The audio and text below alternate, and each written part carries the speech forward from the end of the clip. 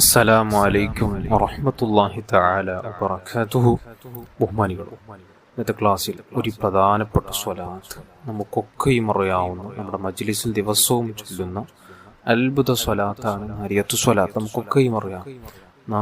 അതായത് നാറ് എന്ന ആ ഒരു വാക്ക്, ആ ഒരു പേര് ആ സ്വലാത്തിന് വരാൻ കാരണം മഹാന്മാർ പറയുന്നത്, ഒരാള് വിറക് തീയിലിട്ടാൽ ആ വിറകിനെ തീ ഏത് രൂപത്തിൽ കത്തിച്ചു കളയുന്നുവോ അതേപോലെ അത്രയും വേഗതയിൽ നമ്മുടെ ഉദ്ദേശങ്ങളെ പൂർത്തിയാക്കാൻ കഴിയുന്ന ഒരു സ്വലാത്താണ്. അല്ലാഹുവിന്റെ ഭാഗത്ത് പെട്ടെന്ന് ഇജാബത്ത് നമുക്ക് പ്രതീക്ഷിക്കാവുന്ന ഒരു സ്വലാത്താണ് നാരിയത്തു സ്വലാത്ത്. ഇത് മഹാന്മാർ അവരുടെ ഉസ്താദന്മാരിൽ നിന്ന്, അവരുടെ മശായിഖന്മാരിൽ നിന്ന് അവർ ഇജാസത്ത് വാങ്ങി ദിവസേന പതിവാക്കിയ അത്ഭുത സ്വലാത്താണ് നാരിയത്തു സ്വലാത്ത്. നാരിയത്തു സ്വലാത്തിന്റെ മഹത്വം പറഞ്ഞാൽ ധാരാളം പറയേണ്ടതുണ്ട്. ഒരുപാട് മഹത്വമുള്ള ഒരു സ്വലാത്താണ് നാരിയത്തു സ്വലാത്ത്. ഇൻഷാ അല്ലാഹ് സ്വലാത്തിന്റെ ഒരു കണക്കുണ്ട്.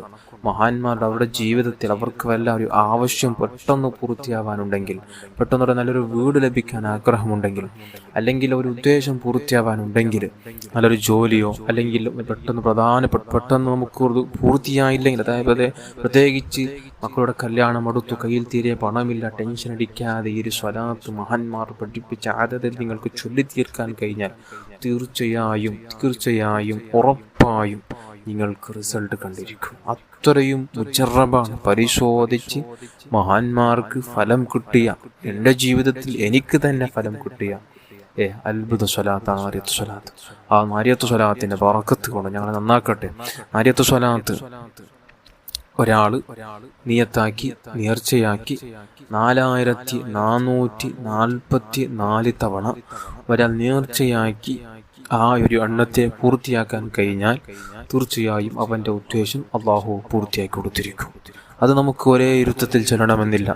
ഒരേ ഇരുത്തത്തിൽ ചൊല്ലി തീർക്കണം എന്ന് പറഞ്ഞാൽ അത് വല്ലാത്ത റിസ്ക്കാണ്, ഒരു പ്രയാസമുള്ളൊരു കാര്യമാണ്. നമ്മുടെ ഈമാന് അത്രയും ബലഹീനമാണ്. എന്നാൽ നമുക്കത് ഒരു കൃത്യമായൊരു കണക്കിൽ ഒരു 30 ദിവസത്തിൻ്റെ ഉള്ളിലായി ഞാനത് തീർത്തിരിക്കും എന്ന നിയത്തിൽ തന്നെ എല്ലാവരും ചൊല്ലണം. അതായത് ഒരു ഉദ്ദേശം പൂർത്തിയാവാനുള്ളവർ ചൊല്ലണം. ഒരു ദിവസം 148 തവണ ചൊല്ലിയാൽ ഒരു മാസമാകുമ്പോൾ 4440 തവണയാകും. അതിൽ ഒരു ദിവസം നമുക്ക് 4 സ്വലാത്ത് കൂട്ടി ചൊല്ലിയാൽ എത്രയാകും? 4444 തവണയാകും.